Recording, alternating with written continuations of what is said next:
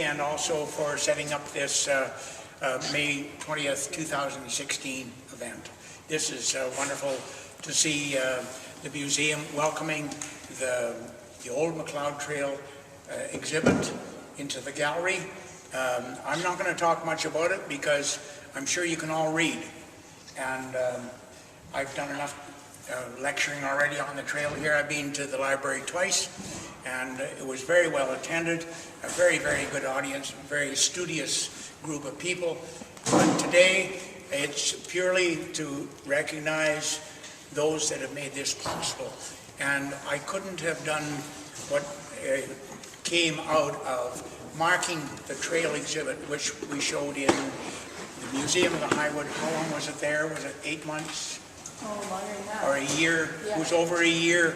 It was in the gallery over a year in High River.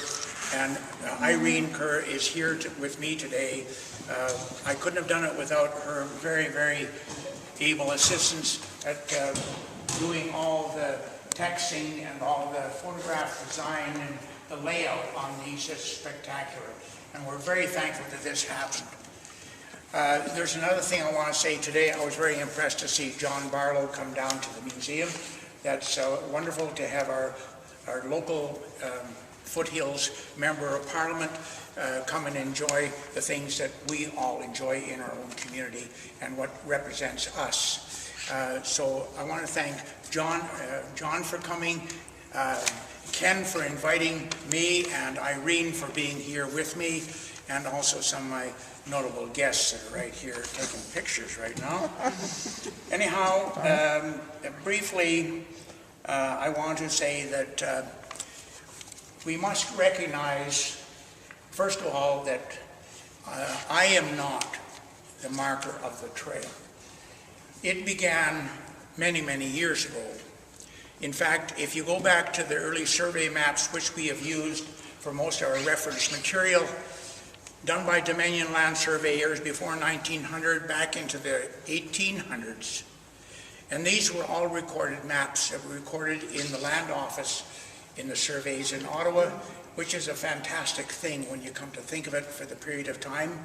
There was nothing else in the West. Alberta was not even a province. It wasn't even given the District of Alberta title to 82.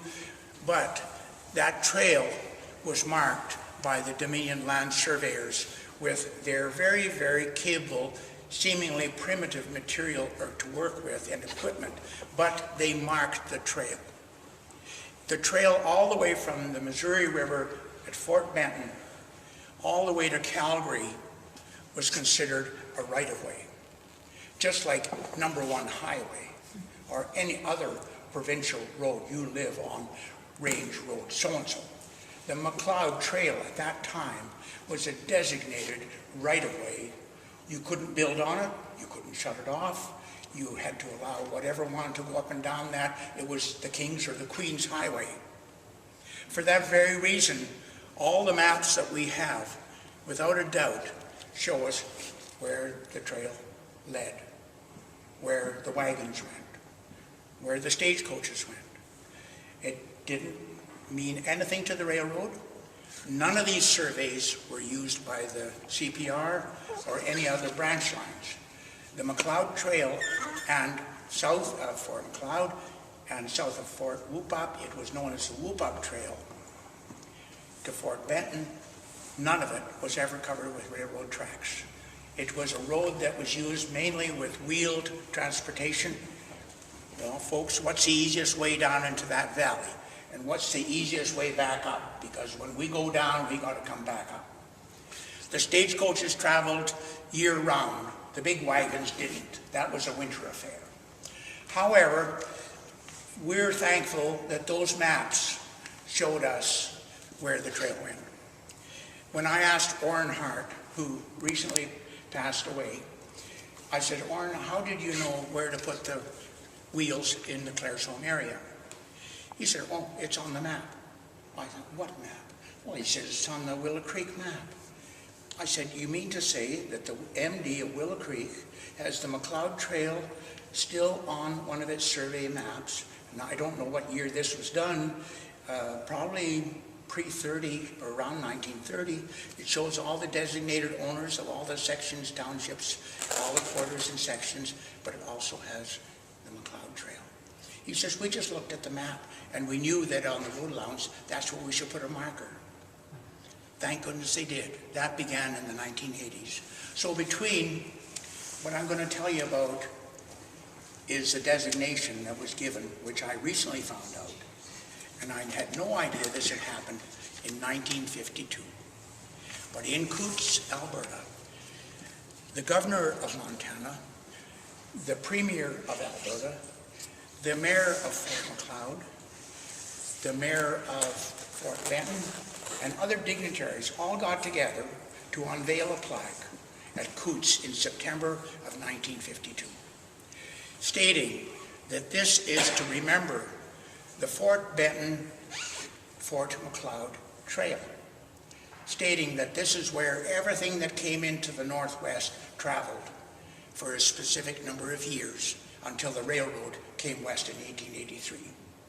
That plaque is somewhere in Coutts, and I don't know where it is. I've tried online to find out, now where is your plaque for this trail, but I can't find it on Google, so I'm going to have to go down to Coutts and try to find out where that plaque is, because that plaque was placed there by National Historical Provenance and Designation.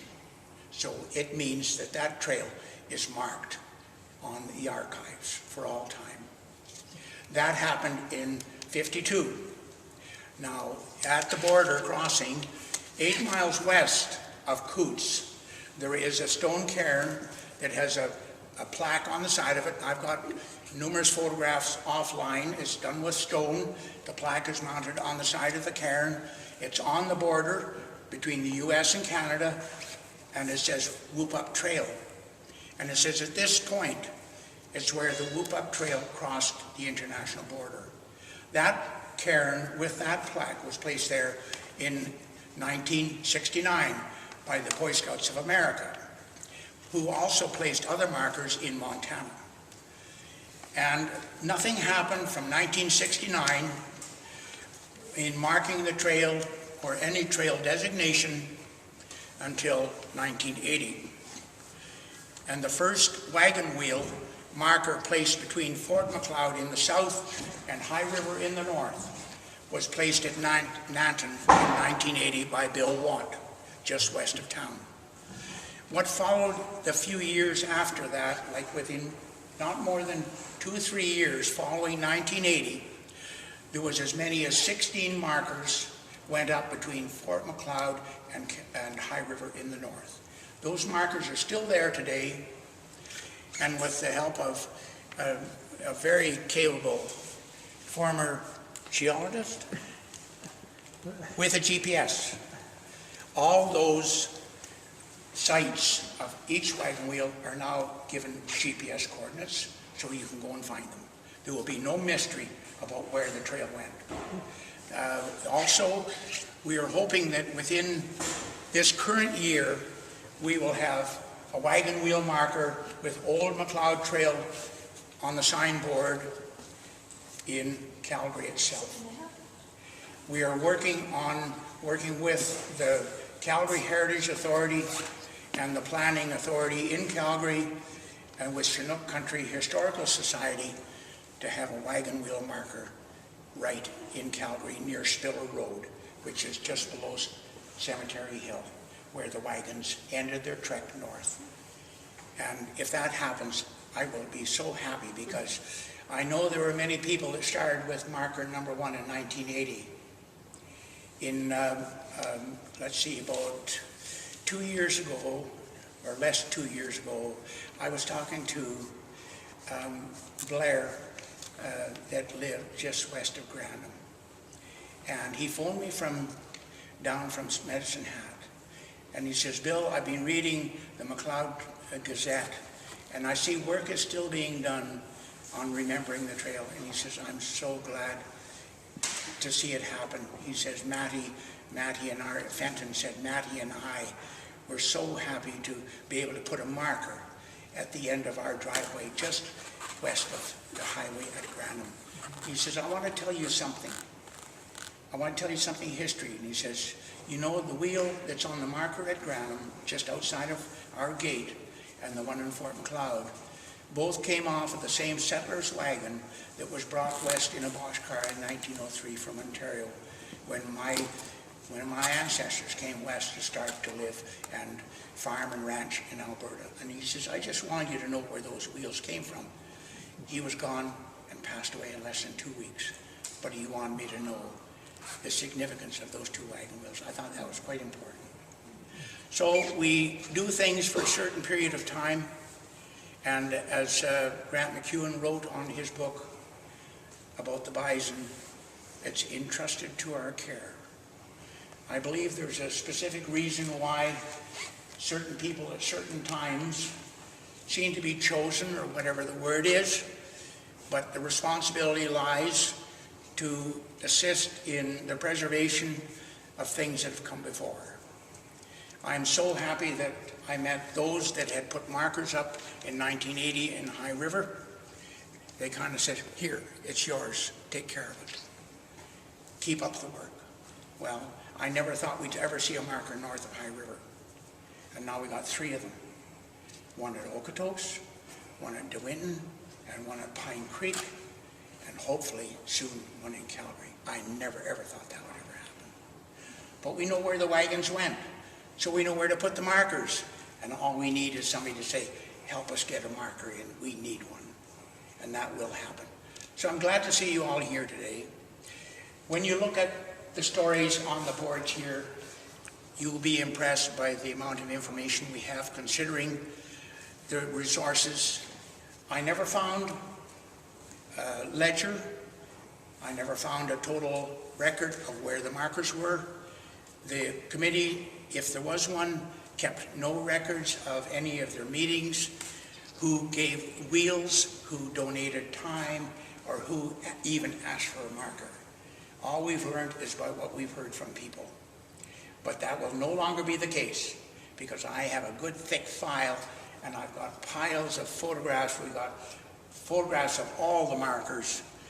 We're learning more about who put them there and why. And we hope you enjoy reading the story of not only the trail and why it was considered important and of prime importance in its time, but why we are continuing to remember it. It's because it's important to our history. Thanks for being here today.